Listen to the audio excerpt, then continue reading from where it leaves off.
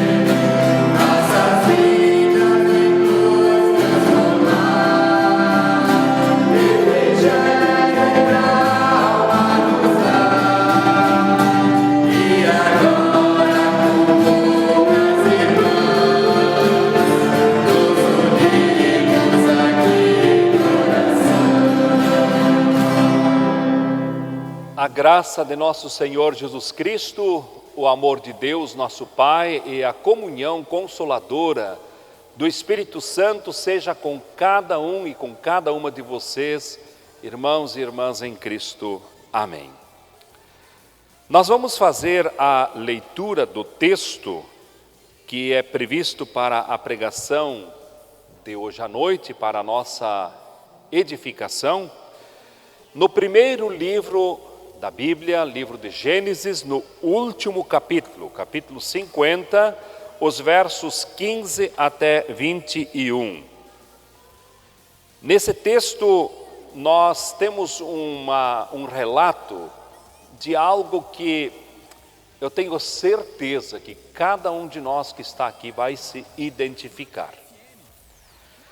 Vendo os irmãos de José que seu pai já era morto, disseram: é o caso de José nos perseguir e nos retribuir certamente todo o mal que lhe fizemos. Portanto, mandaram dizer a José: teu pai ordenou antes da sua morte, dizendo: assim direis a José: perdoa, pois, a transgressão dos teus irmãos e o seu pecado, porque te fizeram mal. Agora, pois, te rogamos que perdoes a transgressão dos servos do Deus do teu pai. José chorou enquanto lhe falavam. Depois vieram também seus irmãos, prostraram-se diante dele e disseram: eis-nos aqui por teus servos. Respondeu-lhes José: não temais. Acaso estou eu no lugar ou em lugar de Deus? Vós, na verdade, intentastes o mal contra mim, porém Deus o tornou em bem, para fazer, como vedes agora, que se conserve muita gente em vida. Não temais, pois, eu vos sustentarei a vós outros e a vossos filhos. Assim os consolou e lhes falou ao coração. Até aqui. Vamos fazer uma pequena oração. Senhor, nós te agradecemos, porque a tua palavra é palavra que fala para a realidade da nossa vida, fala para os nossos corações, que o teu Santo Espírito possa nos iluminar para compreendermos a tua soberana vontade para cada um e cada uma na sua trajetória de vida, nesta nossa peregrinação neste mundo. Que o teu Santo Espírito nos edifique para a tua honra e a tua glória através da tua palavra. É o que nós te pedimos em teu nome, Jesus. Amém. Quando o pregador prepara uma pregação, primeiramente esta palavra fala ao pregador. E eu quero dizer para vocês que hoje eu me coloco mais do que em qualquer outra oportunidade, junto com vocês na mesma situação, nas nossas relações familiares. E quero dizer, se alguém puder dizer que na sua casa não há problemas, se alguém puder dizer que na sua casa nunca houve algum desentendimento, então eu tenho que dizer, esta família não pertence a este mundo. Porque aqui neste mundo, por mais próximos de Deus que nós estejamos, por mais conhecedores que nós somos da palavra de Deus, nós somos falhos. Nós em família temos muitas vezes os nossos problemas, as nossas dificuldades. Elas não podem crescer como as ervas daninhas e tomar conta daquilo que realmente deve frutificar. Por isso, sempre de novo, nós precisamos nos voltar para a palavra de Deus e aprender com exemplos de pessoas que viveram em outros tempos e como lidaram com os conflitos da sua casa.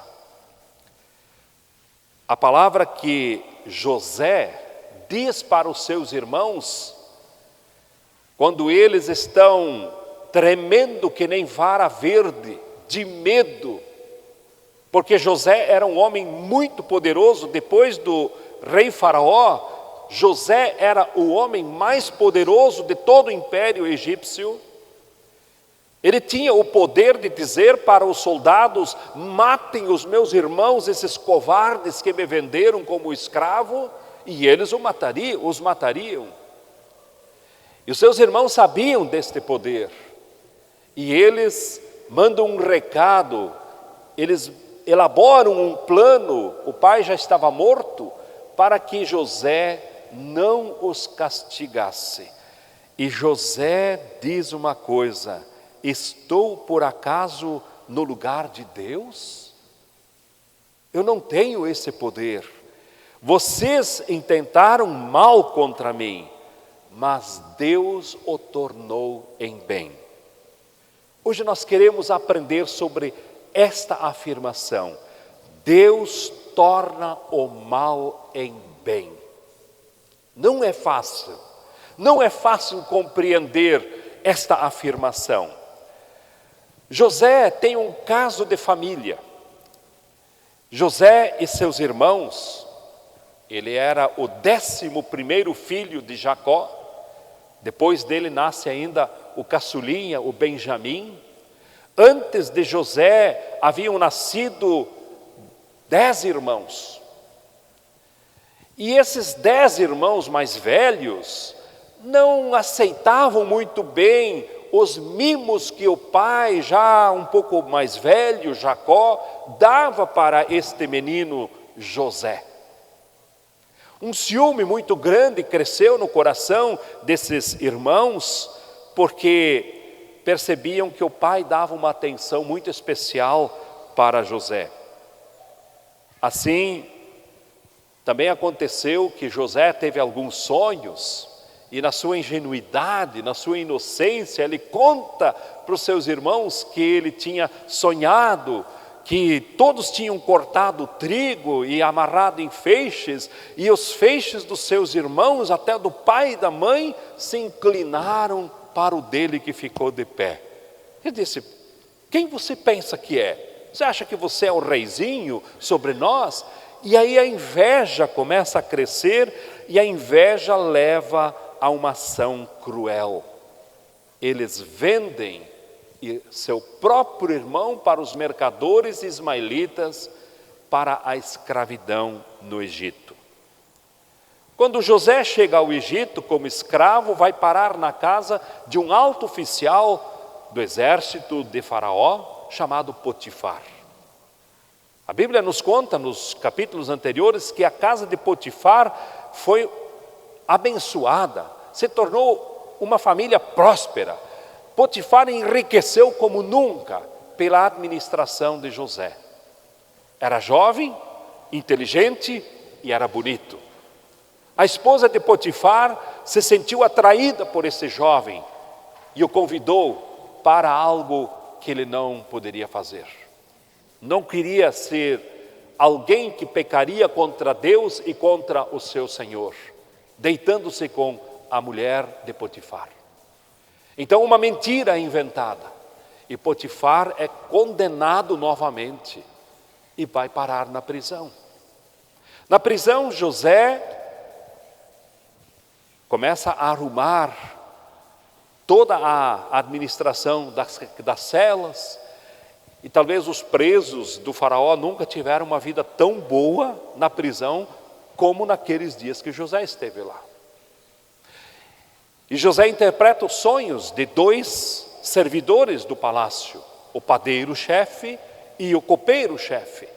Interpreta e eles acontecem, o padeiro morre e o copeiro volta a servir no palácio. Até que então o próprio faraó tem um sonho e não consegue decifrar o enigma. O que significam essas 7 vacas gordas que são comidas por 7 vacas magras e continuam magras? 7 cachos bem mirradinhos comem os 7 cachos de trigo cheios e continuam mirrados. Os astrólogos, os sábios do palácio não conseguem interpretar. Então o copeiro lembra: o prisioneiro hebreu José interpretou um sonho meu e ele se realizou. Talvez ele possa interpretar. Levaram José até o faraó e ele desvenda o mistério e fala dos 7 anos de fartura e dos 7 anos de escassez, de seca, e que deveria ser providenciado um grande silo para guardar alimentos para os 7 anos da escassez. O faraó tira o seu anel e coloca no dedo de José: tu serás o meu administrador. Lhe dá um poder que nenhum outro homem conseguiu em tão rápido tempo alcançar no Império Egípcio. Nós sabemos depois o que acontece, a seca vem, Jacó, os seus filhos passam fome, vão para o Egito e precisam comprar alimentos. Quando chegam ao Egito, eles se deparam com este poderoso homem chamado José, mas eles não sabem que é o seu irmão. José os reconhece. Ele se esconde num quarto, chora, porque reconhece os seus irmãos. Faz um pequeno teatro para ver se eles realmente mudaram, e realmente ele percebeu que mudaram, e toda a família de José vem para o Egito. Meus queridos irmãos, não vamos nos deter muito na história de como que a família agora fica no Egito, mas quantas vezes também nas nossas famílias nós temos os nossos problemas, as nossas desavenças, e onde parece que alguém sai prejudicado. Quantas vezes nas nossas famílias mentiras, atos de covardia prejudicam um ou outro. José foi a grande vítima dessa história, mas Deus torna o mal em bem. Transformou José no homem mais poderoso do Império Egípcio e de toda aquela região da Mesopotâmia. José não está ali porque era só inteligente. José não está ali só porque interpretou um sonho. José está ali porque é um escolhido de Deus. Deus tinha um propósito com a vida deste homem. E quando José, lá no Egito, é abençoado, primeiramente na casa de Potifar, depois na prisão e depois no palácio, Deus usou esses caminhos misteriosos para abençoar não apenas José, mas também os seus irmãos, dos quais descenderam todos os israelitas que formam o povo de Israel. Deus sabia que ele tinha em José um servo fiel, que confiava em Deus acima de qualquer outra coisa.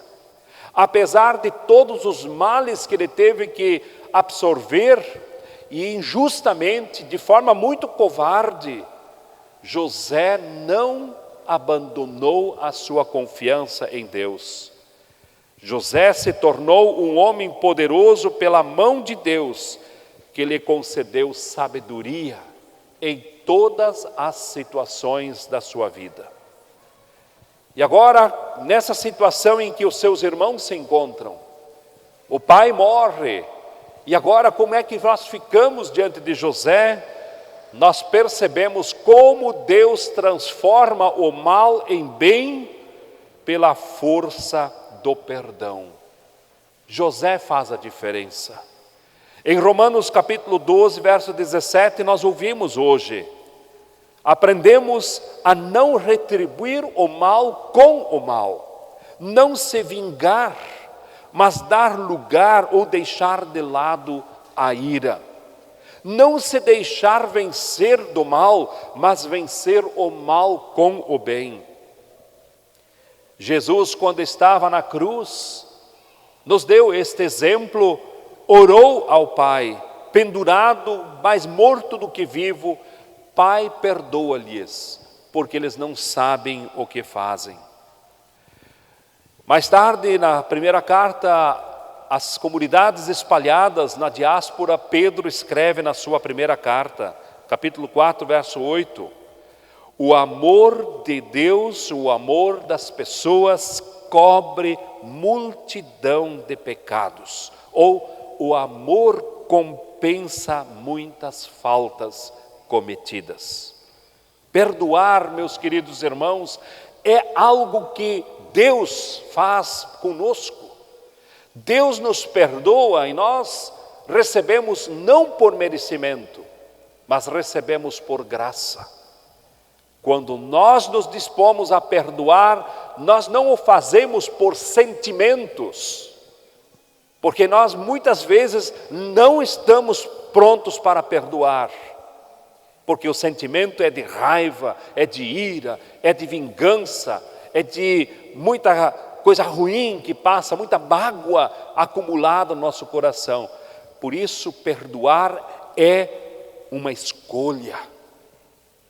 É a escolha dos sábios, é a escolha dos nobres de espírito, dos que procuram a paz para si e a paz no seu entorno.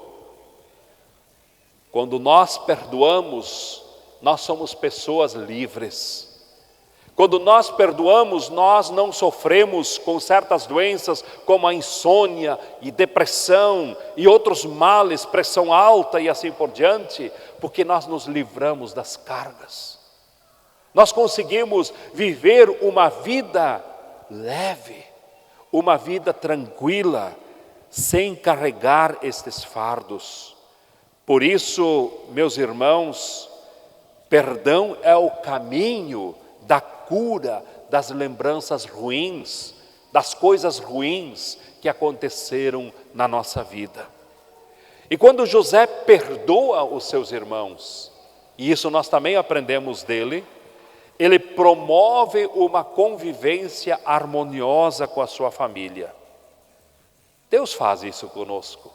Deus não rejeita ninguém, porque pisou aqui ou ali na bola, porque fez este ou aquele pecado. Deus nos perdoa e nos acolhe de volta na sua comunhão. O amor de Deus não escolhe pessoas desta ou daquela raça, desta cultura ou condição socioeconômica para fazerem parte do seu grupo. Ele ama a todos nós. Ele nos chama com amor para que nós façamos parte da sua família. E como José, nós não estamos no lugar de Deus para julgar as pessoas. Nós não estamos no lugar de Deus para dizer que isto ou aquilo não deveria ter acontecido conosco. Os caminhos de Deus são misteriosos e muitas vezes aquilo que aparentemente foi uma grande perda na nossa vida, na verdade foi um livramento. Quando parece que fizeram uma grande injustiça na nossa vida, na verdade foi o caminho que Deus escolheu para nos levar a algo maior. Ó, meus irmãos, quando nós observamos atentamente a vida de José, nós percebemos que somos servos e somos servas do Senhor, e não importa o grau de poder que nos confiaram e colocaram em nossas mãos. Eu posso ter uma caneta poderosa que julga uma pessoa para a morte ou para a vida, mas eu não me coloco no lugar de Deus, mas me coloco como um servo para promover a harmonia, para promover a paz, para promover libertação.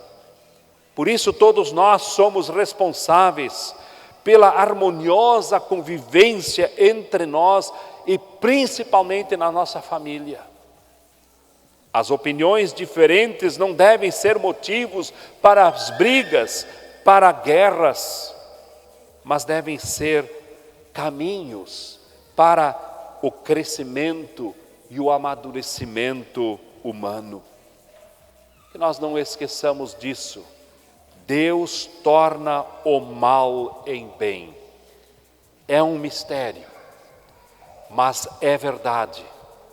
Quando nós nos colocamos sob a graça de Deus, e quando nós confiamos nas suas promessas, quando nós não abandonamos a comunhão com Deus, Deus torna o mal em tua e em minha vida, em algo muito bom. O exemplo que nós temos na Bíblia é a vida de José. Ele talvez teria todos os motivos para dizer: sou um desgraçado, eu sou uma pessoa condenada, meus irmãos não me quiseram, me venderam como um escravo, onde é que já se viu fazer isso com o irmão? Eu, porque não fiz alguma coisa errada contra o meu Senhor, vou parar na cadeia. Quanta injustiça! Deus nos ajude a não desistirmos e a não desanimarmos quando coisas ruins acontecem para nós, que nós achamos que somos gente boa. Que nós não desanimemos quando às vezes somos injustiçados. Deixemos a vingança nas mãos de Deus. Deixemos Deus fazer a história, como fez na vida de José, também com a tua e a minha vida. E a paz de Deus, que excede todo o nosso entendimento, guarde os nossos corações e as nossas mentes em Cristo Jesus. Amém.